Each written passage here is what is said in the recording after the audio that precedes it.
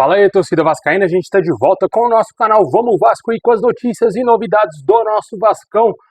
Pessoal, vamos ter em breve uma volta muito importante aí ao time do Vasco.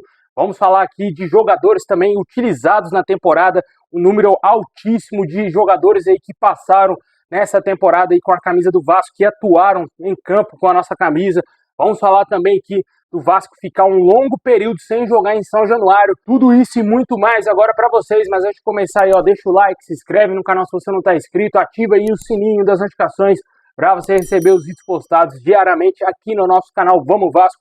Muito obrigado aí a galera que está se inscrevendo aí no nosso canal aí. Tamo junto, muito obrigado aí.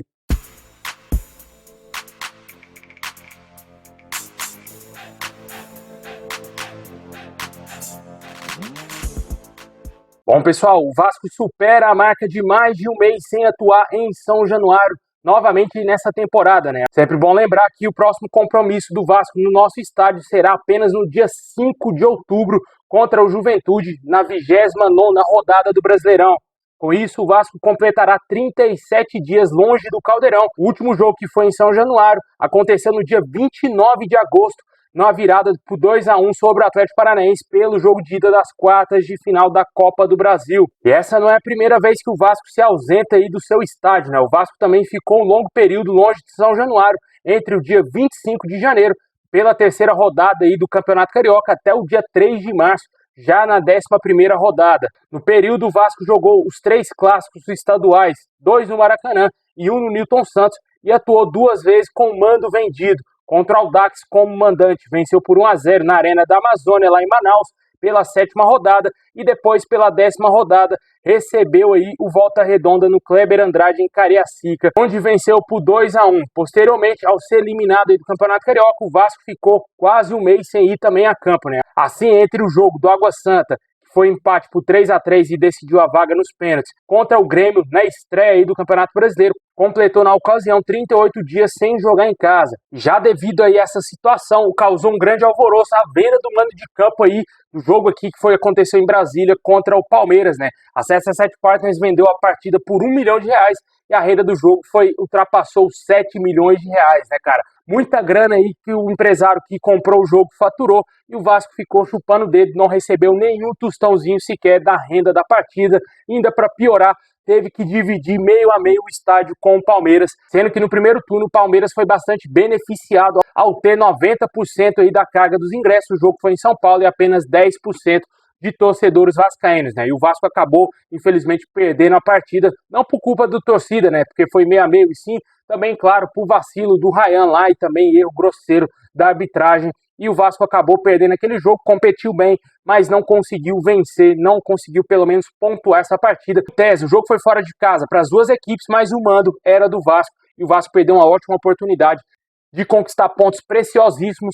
Caso esse jogo tivesse acontecido em São Januário, eu tenho certeza que a história teria sido totalmente diferente e o Vasco acabou perdendo o jogo, né? Vamos torcer para que não aconteça mais nenhuma venda de mando de campo, porque isso prejudicou demais o Vasco nessa última rodada, e também o fator de estar longe de São Januário também colaborou aí também para o Vasco não conseguir vencer alguns jogos importantes, né? Deixem nos comentários qual a importância você acha do Caldeirão. Havia também a expectativa do jogo de volta aí contra o Atlético Mineiro pela Copa do Brasil ser no Maracanã, mas a diretoria do Vasco negou totalmente essa possibilidade. Vai ser em São Januário, tá confirmadíssimo, onde tem que ser, né, cara? O primeiro jogo vai acontecer lá na Arena do Galo e o Vasco vai decidir no Caldeirão.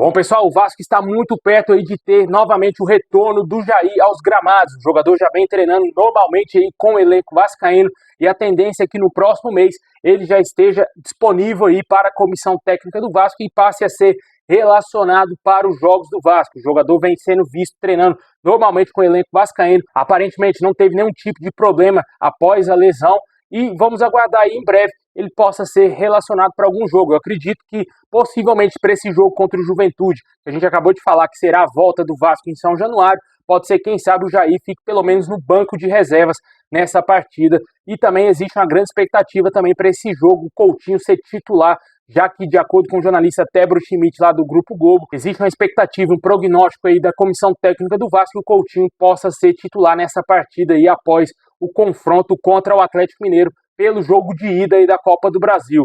Vamos torcer para que o Jair volte bem. Ainda não tivemos atualizações quanto ao Paulinho. Pode ser que a partir do mês que vem ele volte a treinar com bola e quem sabe em novembro ele seja relacionado e volte a jogar. Mas a tendência mesmo que tanto o Paulinho, Jair e também o Guilherme Estrela, que também está lesionado, e o Watson só voltem aí a atuar bem mesmo em 2025.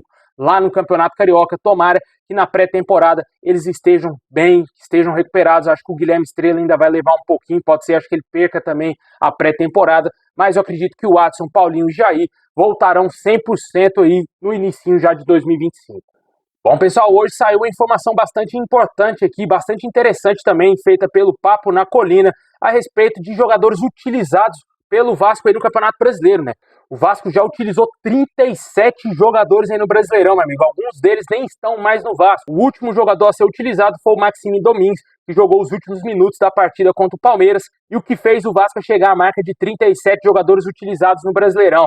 Desses, 11 são crias da base do Vasco, que corresponde a quase 30% dos atletas. Sempre bom ressaltar que o Maxime Domingues é o 10º estrangeiro a atuar pelo Vasco aí na competição. E a lista ainda pode aumentar, conforme a gente falou aqui do Jair, que está muito perto de voltar, e também o Paulinho, que possivelmente deverão atuar no Campeonato Brasileiro ainda nessa reta final. Com tudo isso, o Vasco tem aí jogadores que atuaram em uma partida: Maxime Domingues, Bruno Lopes, jogador de 16 anos da base do Vasco, que não voltou mais a ser relacionado, mas já entrou em campo. Alex Teixeira, que desde a sua volta vem convivendo com altos e baixos, né? Mais baixos do que altos, né? Porque só jogou uma partida. E também o zagueiro Lincoln, que também fez um gol importante com a camisa do Vasco contra o Internacional. Todos esses jogadores fizeram apenas um jogo com a camisa do Vasco, com 2 jogos. O atacante Serginho, que foi emprestado ao Criciúma, Jean Davi, que foi muito mal no clássico contra o Flamengo. Pode ser que ele seja uma possibilidade para a sequência, né? O Vasco parece que vai trabalhar melhor o jogador para ele entender o ritmo aqui do futebol brasileiro.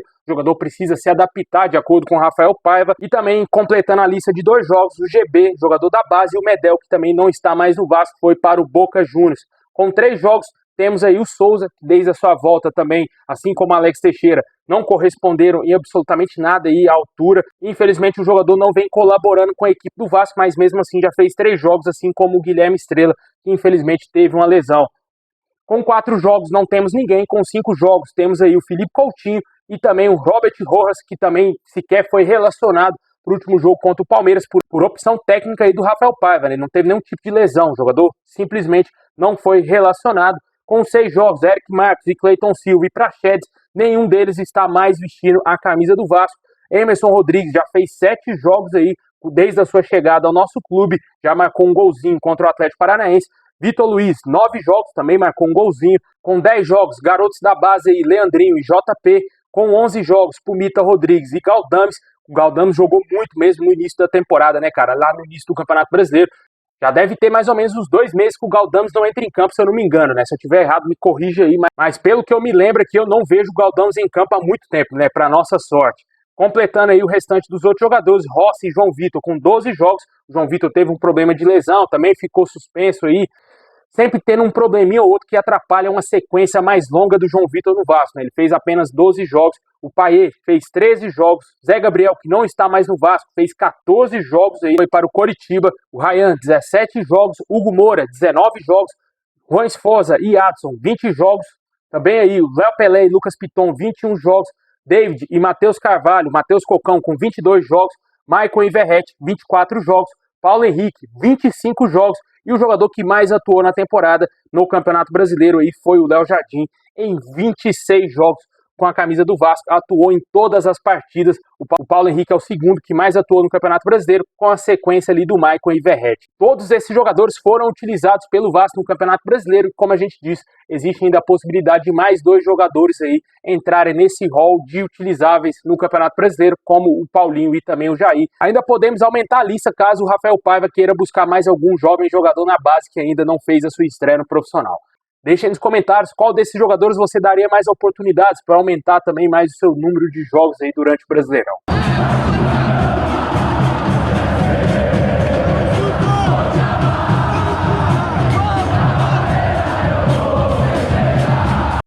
Bom, pessoal, esse é o vídeo de hoje. Valeu por ter assistido até o final. Se tiver mais novidades, vamos trazer aqui no canal, hein? Tamo junto. É nóis!